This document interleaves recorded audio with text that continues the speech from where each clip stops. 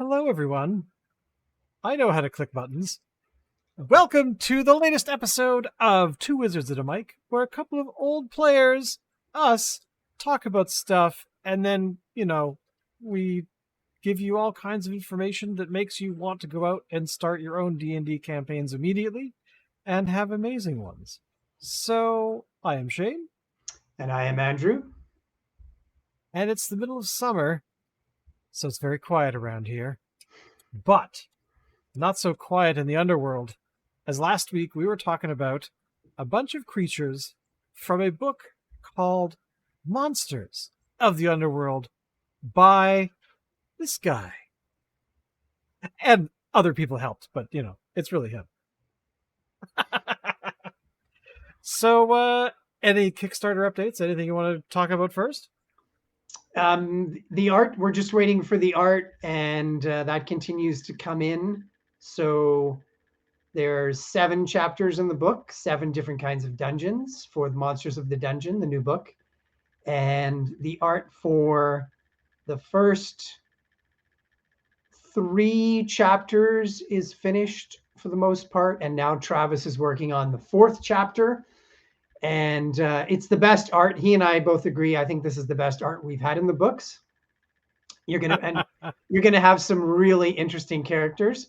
Funny story. Last night, one of the characters, he drew it with a harness with a smaller creature, one monster with a harness to another creature, and he said, "Well, that's their harness ability." And I said, "Actually, their ability is harass.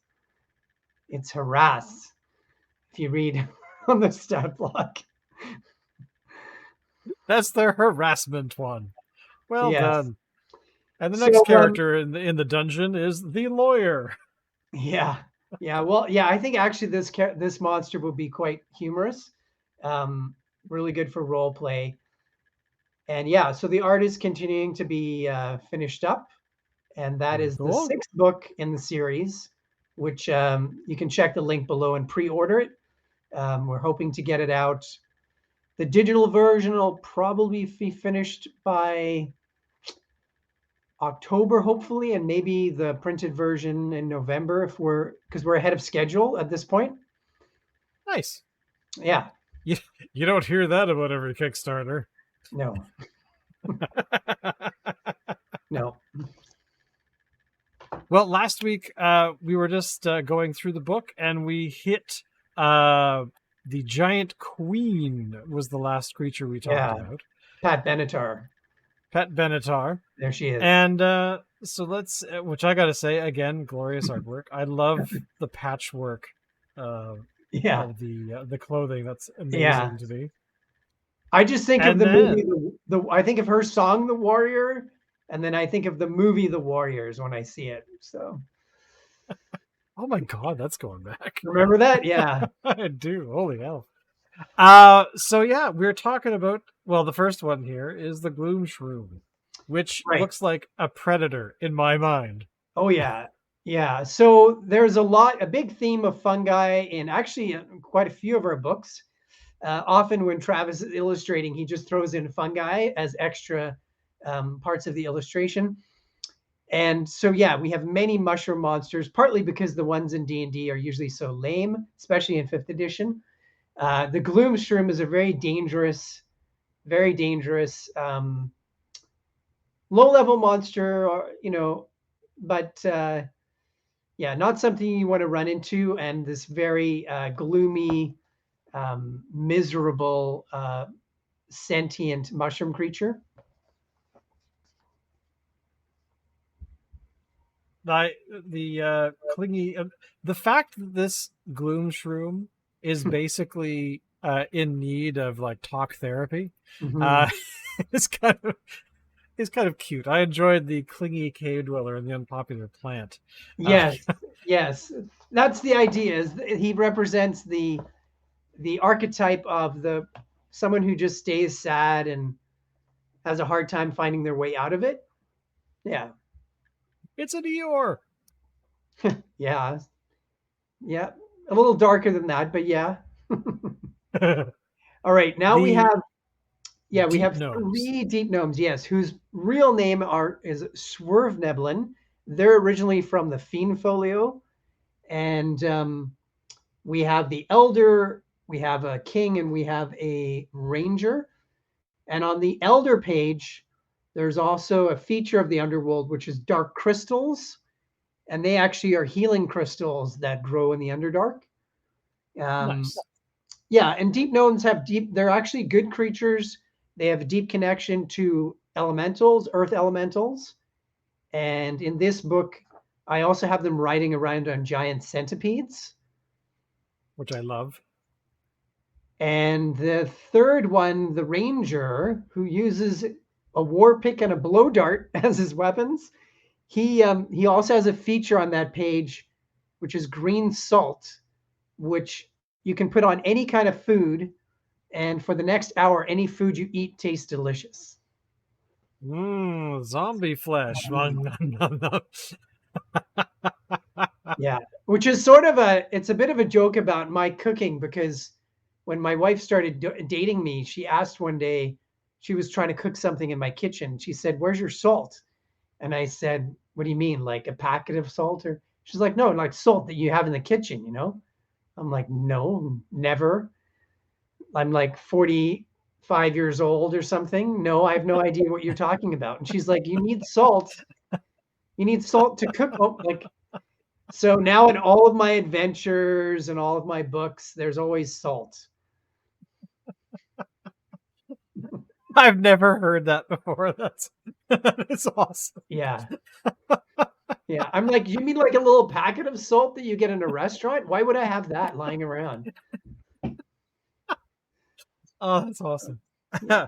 But the question is, did the meal that was being prepared that day taste delicious? It did. And she also soon realized that I knew all the delivery people by name, and they knew me by name. Yeah. All right. So after our deep gnomes, we have a goblin queen. In the Phelan book, we have the goblin king. So I decided, okay, let's have the queen. And Cool. she is a piece of work. And she also can summon rats. She has this deep connection to rats. And what I didn't realize right away is in the illustration, if you just scroll up slightly there, Travis in her shadow actually made it like her shadow is the rats, which is really cool. I like the redirect attack. Oh yeah. That to me, that is sort of uh, well, as you said, she's a piece of work. But wow, that skill is kind Yeah, of awesome. I'm pretty sure that is that's a core goblin feature in the monster manual. I think that's why I have that in there. And then I Nice. gave her some magic too. You know, why not? Oh, of course. Yeah. Made of Eldritch Next, Ring. so it becomes challenging to make oozes, something unusual, but I've tried to do that in the books, and this one is made entirely of gold. Isn't this one of the ones where if you kill it, you don't actually get any gold? Is that right? Did I read that right? Um, That might have been one of the other ones. that The was other the feature. diamond Oh, the yes, diamond yeah. dog. I Diamond didn't Dog. put that in here for the gold mold, but um, this is like a toxic, you know, evil. Well, actually, it's not evil, but a toxic kind of creature. So this gold comes with lots of negative drawbacks. So this wouldn't Yeah. be something you could touch. Yeah. By the way, for anyone looking around, we're actually referring to the real book. Mine keeps Right. beaming out, Right. but yeah, because I was actually looking for the. I wanted to see how big the gold mold looked like on the page. That's okay. So the Yeah. gold mold doesn't require save. Okay. Now here, of all the Yeah. creatures that I was looking at over the weekend, Yeah. like I said, the golem spider is sort of my favorite so far. Yeah. I It's thought, if the drow are in the Underdark, if these other creatures can build golems, why couldn't they? And then if they built one, they'd probably model one on their, their god and their connection to spiders. So basically, that's what it is. It's like an iron golem spider version, but its web is a wire web. So have fun trying to get out of it. Yeah, I was kind of thinking that we have not encountered such a thing in our No. adventures. However, now that I've said it out loud, it is going to happen. But yeah, I mean, this is the sort of terrifying idea about golems and being more than just a humanoid creature that's a little bit bigger than most and wandering around. Mm-hmm. So I like this kind of stuff. It's cool. All right, and then we have an underworld druid, an evil one, and this is a druid who has spells, has a deep connection to all of the Underdark flora, like fungi and that sort of thing. Can move and act quite well in the dark, and is quite a good warrior. Like has a decent armor class with bark skin, decent hit points, and then it has the uncanny dodge feature, which can help it reduce damage. So yeah, it's I figured a druid down there would have to be pretty tough to survive. Yeah, it would have to, because I mean, of all of the druids that I've played, it's always about healing and life and things, and sort of this is, I mean, essentially this is the anti-druid. Yes. With with all kinds of like decomposers and fungi and all that, that idea. Exactly. Yeah, they would have to, especially, I mean, these could be like a resource, actually, any evil alignment. So yeah, in theory, they could be a resource for parties, because they get to potentially learn something about the Underdark flora and whatnot. So, but again, it's unless it's just trying to kill you. That's yeah, you could do something like that. Next is the Hag Queen.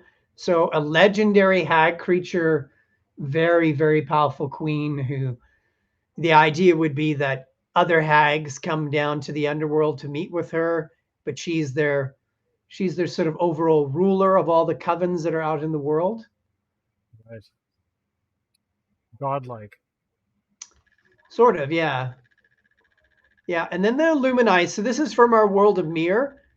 So it's an ancient knighthood that fights evil, and they even venture into the underworld to fight evil. And they are a very powerful paladin who's very skilled at dealing in the Underdark. Right. In the underworld. Their mounts are night steeds, which are sort of the opposite of Pegasi, which you'll see later in the book.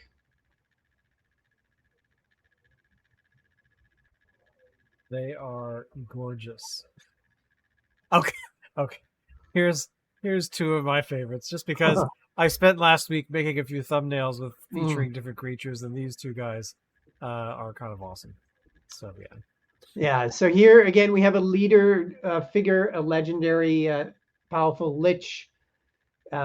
This one is more powerful than most liches, higher armor class, more spells, and it can also come back to life much quicker. So you've defeated it in less than a week, it can be back. Yeah, I was going to say that it depends on. Now, this lich is not different from other liches in terms of having the ability, like if you find where its physical essence is, yeah. Yeah, like Voldemort in Harry Potter, they contain their true essence in a phylactery, a ritualistic artifact. Right. And so if you destroy that, then you can destroy them. But if you don't do that, they come back to life. And this one, it can be less than a week. It'll be back. So how long in gameplay does a week pass on average? What do you think? I'm kind of like 5 or 6, but it really that totally how much action. that totally depends on the story. I mean, Right. sometimes we'll have sessions for months and it'll be only a week long. Right. Other times we'll have sessions for months and years will go by. So Right. it depends on the story. Yeah. Then we have the Werewolf Lord. So the idea here is this is a former noble who was bitten by a werewolf. He goes to the underworld, builds this fortress, which includes a tower that actually goes from the underworld back up into the surface world. And he is a commander of other lycanthropes, and he can go up to his tower and look at the moon on the surface world. And yeah, that's the idea of this guy. I love that. And this, yeah, I love it. A bit of Thank you, a Travis. yeah. There's a bit of, I would say, Beauty and the Beast vibe in a way from that Yeah, for me. he's got that sort of the torn clothing. Yeah, and He his story, transformed and right? And his story, he was a noble, now he's a beast. So yeah. Then the madcap. So this is just like an insane mushroom creature, just wanders around aimlessly. Um, and is actually very good at hand-to-hand combat, like kind of like a mushroom monk. Yeah. oh, awesome. Indistinguishable from a medium-sized mushroom. Yeah, and it's actually made of the evil spores that are spreading around the Underdark. This is one of the things that's like made of it. So then we have the magma elemental. So this is a magma elemental made of magma. And when I first introduced this in our campaign, somebody said, "Oh, it's a magma elemental." I said, "No, no, no. It's a magma mental. That's how you say it." That was one of my questions. Was how do you pronounce this one? Has to be magma mental. Yeah. I like the pool resources feature as well. It's because it's like that whole very much kind of the great link in Yes. Deep Space Nine, that kind of thing, which I like, where you can Yes. actually have a creature pull on the energy or power or help from other creatures you might not see. It's kind of neat. Yeah, exactly. And we wanted to have a lot of creatures like we usually do that are connected to the setting, to the environment. So again, Yeah, this is like the terrain coming to life. Then we have three minotaurs. We have a story about how the minotaurs, this is where they mostly live, is in the underworld. And we have the king. We have a lord who's like an elite minotaur warrior. And then we even have a mage who I love. I love the art for this. And the idea of a minotaur mage, I think, is really wild. have there not been any mages for the I, Minotaur I don't think before? so. I mean, I've looked through all the core monster books. Well, the original ones. Again, I don't know anything about editions 2 to 4. But yeah, I don't think anybody's ever done a Minotaur mage. Yeah. Then we have And the of hero. course, the Sorry. hero. I was Yeah. just saying, and of course, now we have the hero. Yeah. So this is Desmond Hawkeye from the cover. And there's also this idea of this general monster hunter NPC or monster. And we've included in the book at the back the Monster Hunter Ranger subclass. And so these are special rangers who are scholars who study monsters and fight them in the darkness, whether that's in the underworld or on the surface world. I And gotta Desmond, say that having characters like this is kind of it's almost crucial because otherwise you're gonna have a lot of creatures to fight, but not a lot of creatures to encounter, if that makes any sense. Like, you know, NPCs that have a backstory that's bigger than just, hi, I'm the same. I was adventuring from that direction or whatever. yeah, oh, 100%. I think it's more interesting in a monster book if you have some humanoid creatures and some things you can talk to and some that are good alignment and some that are neutral. And yeah, I think it's one of the elements of the story. It's always helpful to have heroes and guides. And here you have a very experienced, like my idea is that he's quite old. He's, most in the medieval kind of fantasy world, the heroes are going to be sort of 20 to maybe 40, but here I think here's a person who's like stayed in better shape, and he's like in his late 40s, early 50s, and he's still going at it. Yeah, it's very cool. Yeah.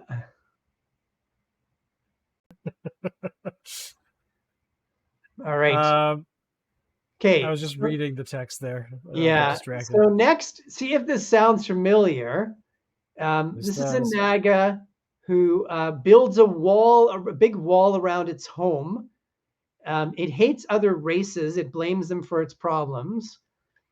It's overweight and orange, and it has a compulsive liar feature, so it's compelled to lie the majority of the time. And it has an incite hatred fear. So if that reminds you of someone, I don't know why it would, but Surprise! yeah, might remind you, might remind some people of somebody.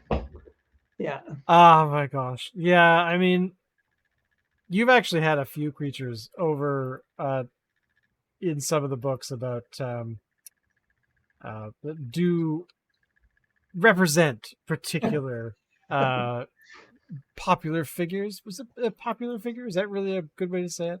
That's true. But That's yeah. true. Yes. Even family members, actually, too. Um, Yeah. all right. So the What's the next next creature? creature, actually, in The Hobbit, this is a spoiler alert.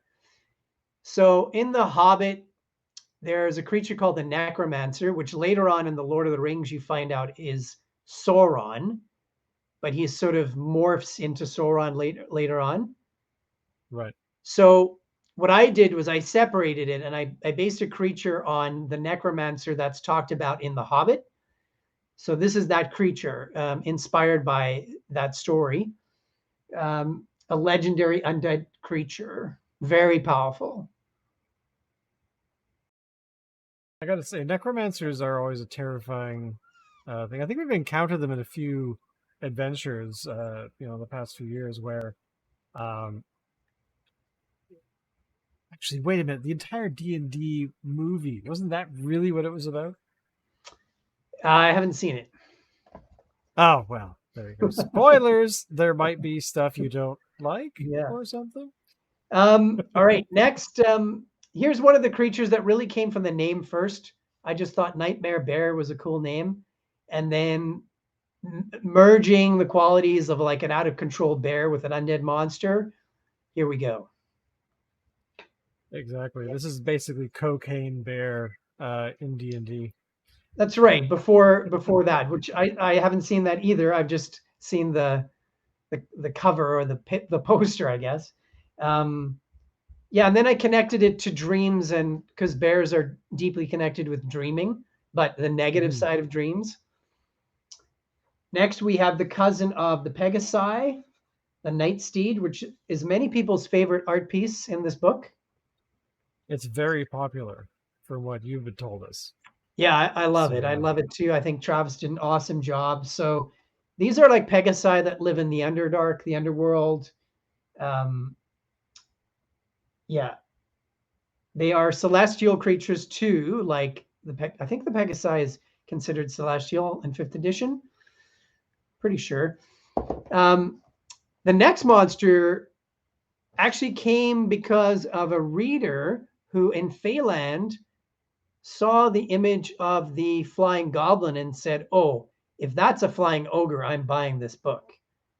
And I said, "Actually, it's a flying goblin, but that's a really good idea."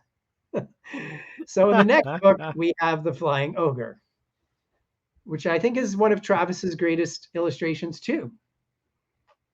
I know he captures so many things in that sort of uh usual not usual, but the creature portrait where they are standing waiting, they're kind of, I'm an evil creature, draw me like your French ladies, that kind of stuff. But then of course on the next page you have illustrations where there's a lot of action and something is happening, and I Right, love right, that balance for both, where you have right, some that are kind of the posed kind of creature where it's right, it's doing its thing, it's hanging out, maybe it's like thinking about what's for dinner? Do I have any salt to make dinner delicious? Right. Who And then needs you have salt? like, Yeah. exactly. And then you have Yeah. like the next one, which has got like the screaming, you picture that coming at you in the middle of an encounter. Yeah. Yeah, actually, the new book, the one we're finishing now, Monsters of the Dungeon, most of the art is going to be action. So we're moving Nice. more towards that. And with the Orc Bat Rider, we start a run of many kinds of orcs we've included. So that's an orc who rides giant bats. We give them an air force. Then we have sort of the general of the orcs in their armies, the chef, the chieftain.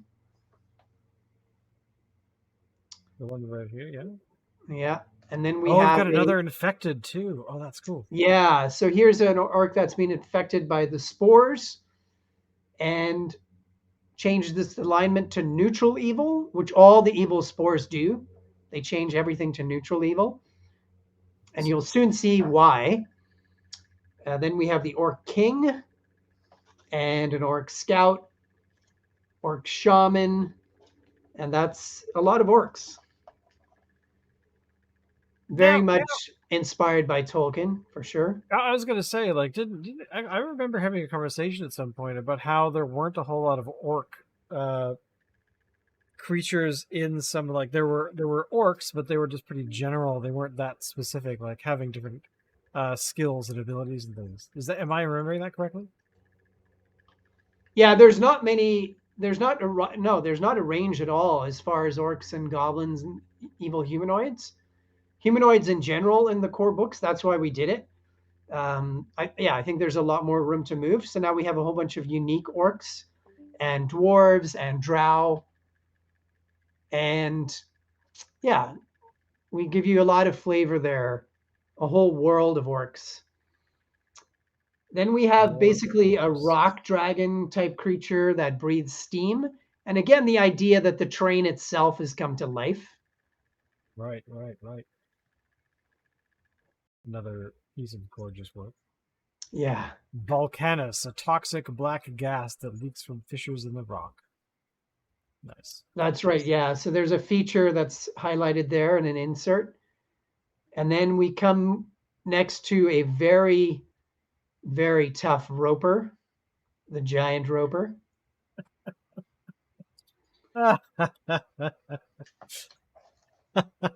I just like that one. It's like you want to hug it at the same time, but of course it wants to hug you even more.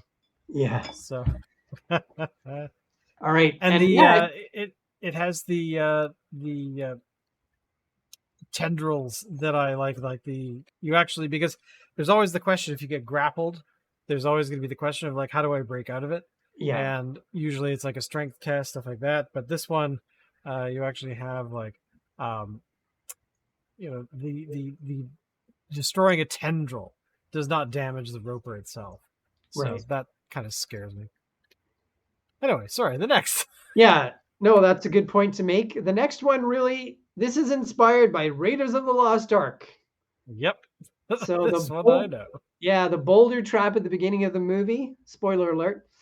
Um, this is a boulder rock elemental creature. That's a boulder that's basically sentient, come to life, and have fun trying to get away from him. Because he could also climb. What does it say that? Yeah, he can spider climb too, which Yeah, is even if you climb up something to get away, he can yeah, he can meet climb you up the there. wall and then drop down on you too. Yeah, and then we have a creepy little fey creature that stalks you in the dark, called the Shade Stalker. Yeah, I think this is one where Travis added the hook, so I changed the stat block after. Very creepy little thing. And we have more flora. Actually, on the one side, there's a feature about sparks in the dark, these spheres that can explode. And then the Shade Stalker, there's the Undermungus, which if you eat it, you get dark vision for a day. Black mushroom. I'm gonna make sure to remember the one with yellow spots, because we'll eventually run into it. Yeah. Of course, most of my characters have dark vision, so I have to change that. All right. Next, we have a couple of shadows, but the the twist here is that they actually animate armor that they're still wearing. So they have Oh, very high nice. armor class, and yeah, sort of a nice surprise, I think. That is very cool. I'm actually kind of curious. I've noticed that the language is being spoken is Undercommon, but I don't think I've Mm, ever seen Undercommon written. I'm assuming there mhm. must be some examples of it somewhere. That's actually something I'd like to learn. Yeah, yeah. A lot of the creatures in our book will speak Undercommon. Then we have the another spider. This one's an undead spider made of shadows. And we have the feature, which I really like, are frack cracks. They're caused by humanoid mining, and seismic disturbances can occur. And if it happens, creatures must make a saving throw or be knocked prone. Frack runs. And Oh then yeah. with all the spores, we thought, hey, let's make a spore farmer. So here are these creatures who actually tend to the spores, and they help scatter them as well. They're also taken over by the spores.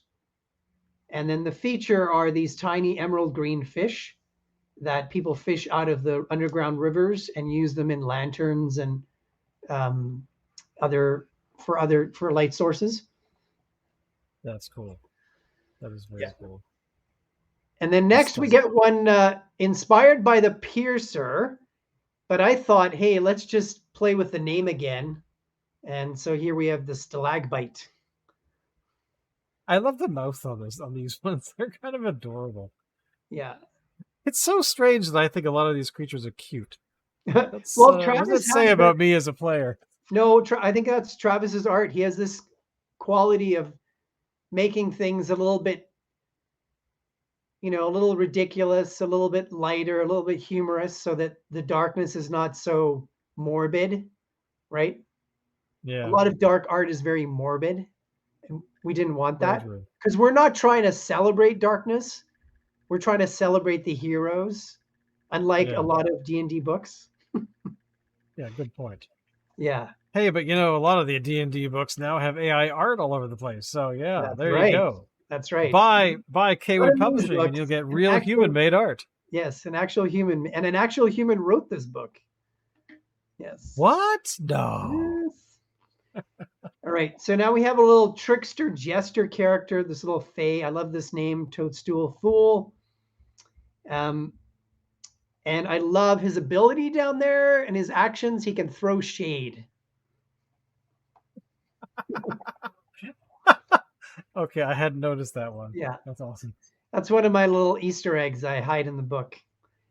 There's also a truth stalk on that page, a fungus that will make somebody who ingests it compelled to tell the truth. Love it. Love it.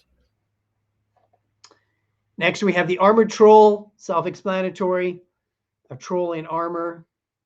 And I have in this story here, I have the drow are the ones using these. The flora on that page is the pungus. Once you consume this very smelly mushroom, it makes you funny for a day.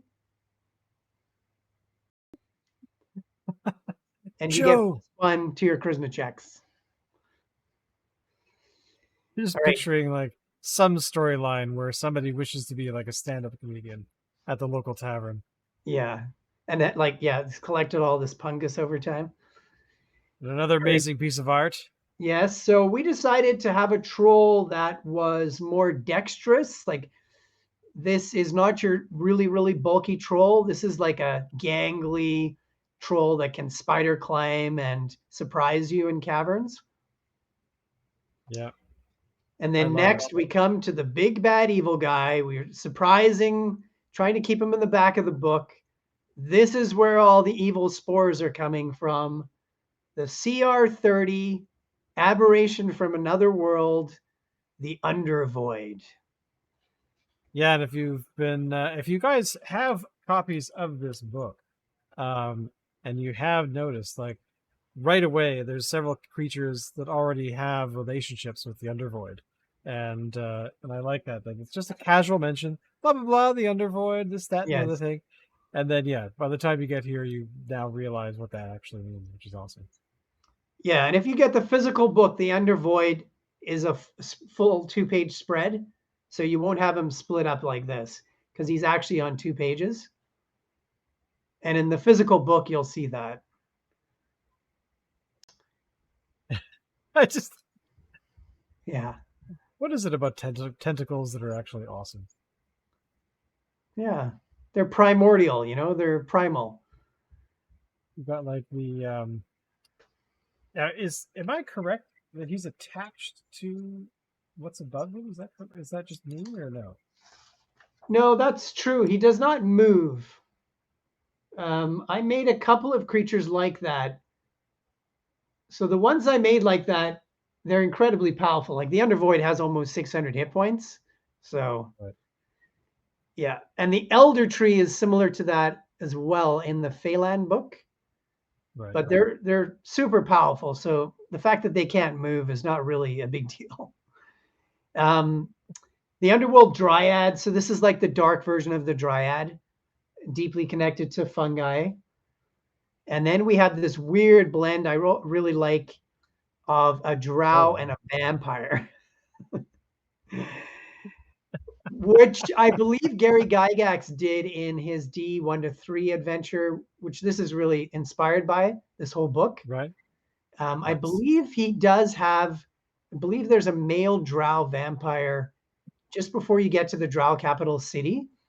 So that's why I was inspired by that. But I mechanically did it as well here. So It's very cool. The web walker is actually quite terrifying. yeah, it's funny, Yeah. I made the web walker because I wanted lots of things connected to the spiders in the Underdark.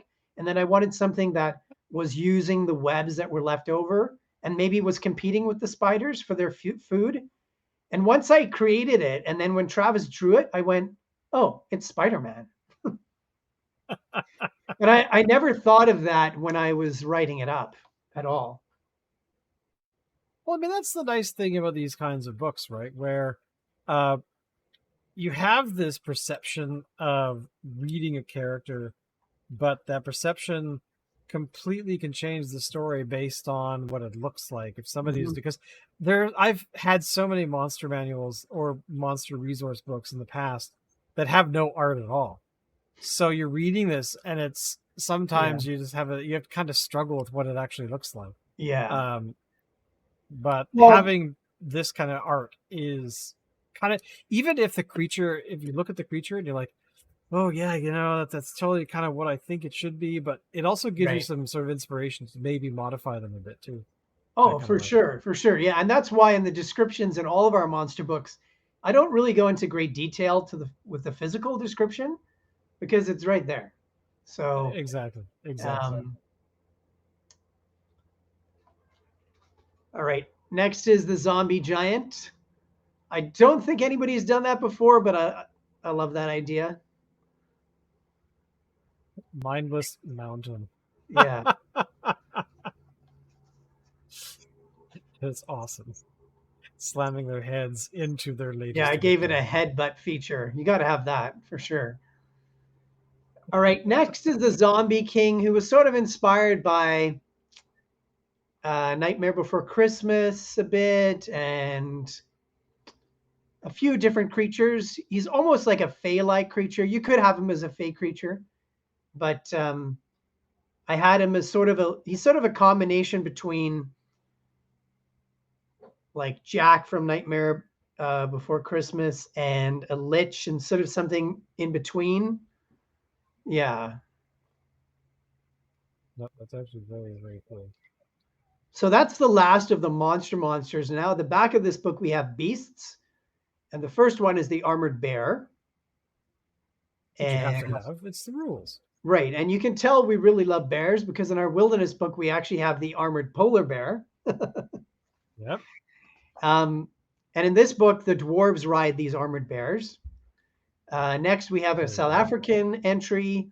This is the name of an Afrikaans name of a snake that lives there called the boomslang. And I decided to make a giant version of it. Now, wait a second. Did I just watch a movie with this snake in it? Did you mean the one in Tokyo? Yeah, Yeah, the bullet train. with Yeah, Brad that's Pitt. right. Yeah, that's right. Exactly. Yeah. I just watched that on the weekend with my father, and it was kind of Yeah, exactly. centipede armored giant. Now this Yeah. is the one that they ride, Hmm. um, the gnomes. That's right. The dark shark. Forgot about this one. Yeah. So we have a couple of creatures that live in the waters. So the dark shark, and then later um, the razor fish. So after the dark shark, we have one that really can't come came because of the name. So echo gecko, I thought was funny. Um, so it's a strange gecko that has a sonic attack that you can use. We have a couple more flora there, and then the germ worms, which really were partly inspired by rot grubs, this classic D&D monster. And Right. these germ worms carry disease. Dun, dun, dun. The sinister sickness. Yeah. And on that page, there's a little more description about the evil spores, the dark spores, about what they are and what they're doing around the Underdark. Oh, and you actually have a table on this Yeah. for different effects. Oh, that's cool. You could only speak primordial for a day. Yeah. I like that. All right. Next, we have the giant slug. And Fish. because we had spiders, I decided let's get a real monster spider. And another one of Travis's great illustrations, there's a spider. That's not a spider. This is a spider. Yeah, because that little figure, that's a man. That tiny little figure down there. That is one huge. That's like I'm talking Shibla, or whatever the heck that spider's name is. Oh, That is so a siege monster. Oh, that would be so cool. yeah. And then the last monster is a Vok, which is a combination between a small dragon and a bat. And it's also the mount of the hero in the book. I have Desmond Hawkeye connected to this. So this is what he flies around with in the Underdark. Nice, nice. Yeah. Now, a lot of the creatures that are in here, Hmm. what would you say? Like some of the, what is your favorite? So, of your top 10, or of your top, Mhm. sorry, top 10, top two, or three, what would they be out of this entire book? Oh, that's a hard question with all my lovelies in here.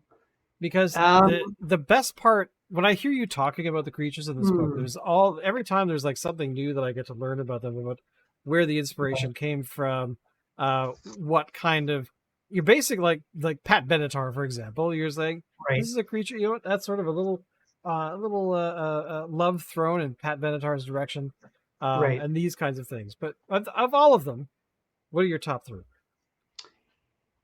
Yeah, actually, I would actually say two of the giants. I love the Thunder Giant. It has this sort of Norse quality to it, and the Giant Queen. That's a spectacular illustration. You really get a good sense of her character. Um, yeah, those would definitely be in my top three. And I love mounts in general for characters. I love it Right. when when the hero has this relationship with their mount, whether it's like the Lone Ranger and his horse, or whichever hero it could be. So I do love all the mounts, like the Night Steed. I think is pretty spectacular, and the Vok, the last one we looked at. I actually like that one quite a bit. I'm going to say that my favorite creature out of the entire book is probably Mhm. the Crystal Dragon. Wow. Mainly just because, not because it's a dragon, but because in back when I was a kid, early preteen, sort of early teen, That's when I was getting into sort of the Dragonlance stuff back when it was first being published.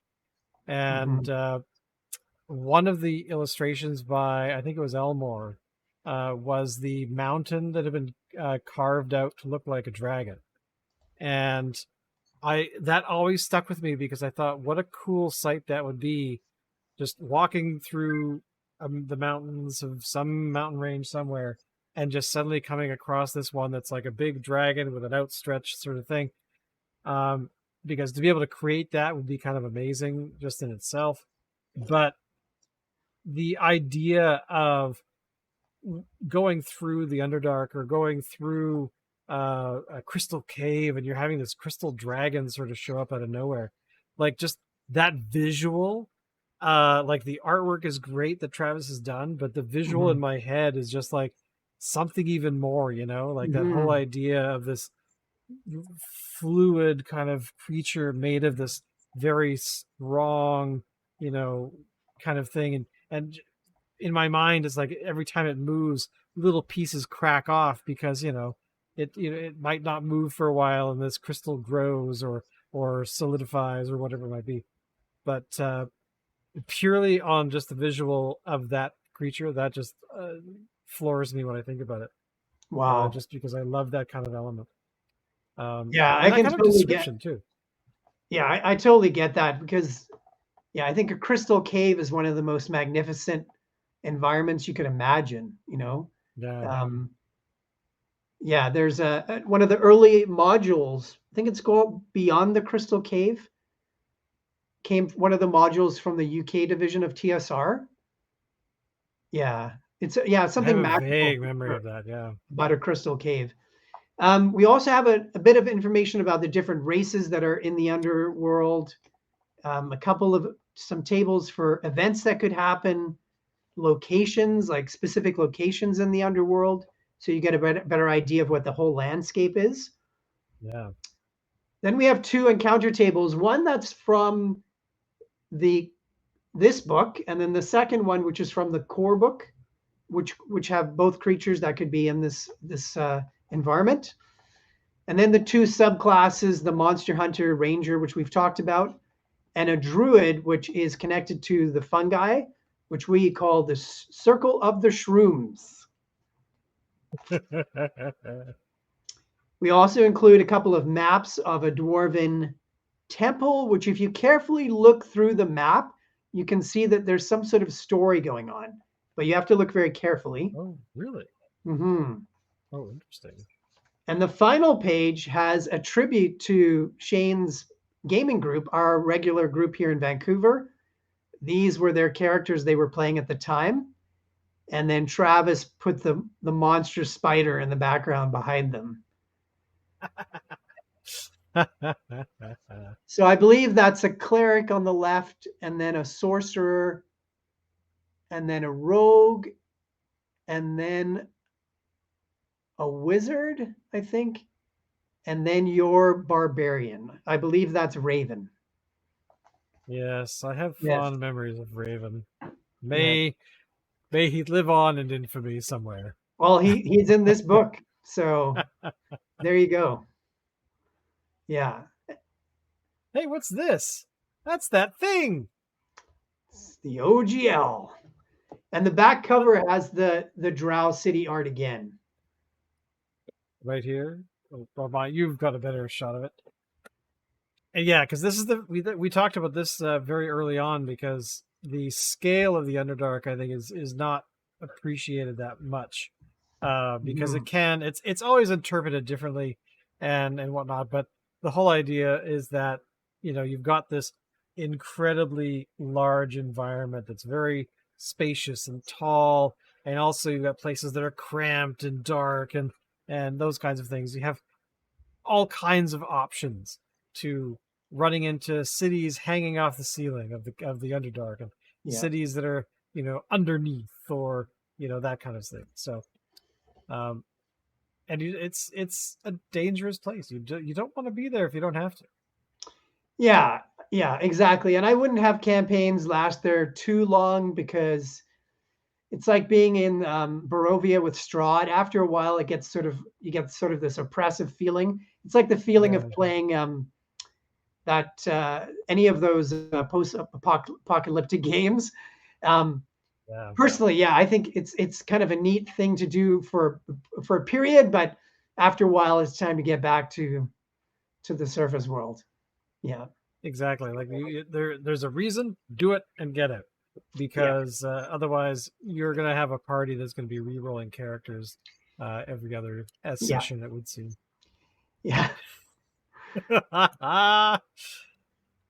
Well, everybody, that is the second half of the deep dive into monsters of the Underdark, or Underworld. Underworld. I keep calling it Underdark. I don't know why. Yeah, But if you are wanting a copy of this book, of course, if you could go over to, I believe it's links down below. And can you still get hardcover as well of this book?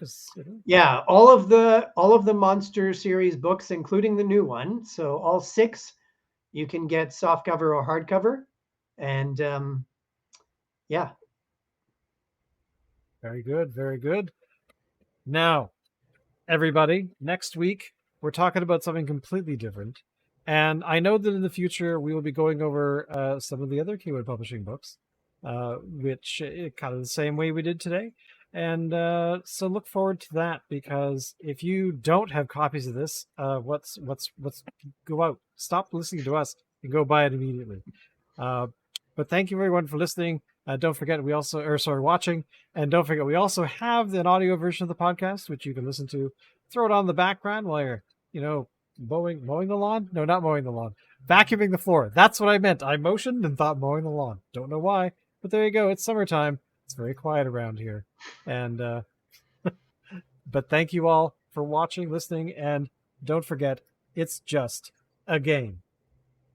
See you all guys next week. Bye bye. later.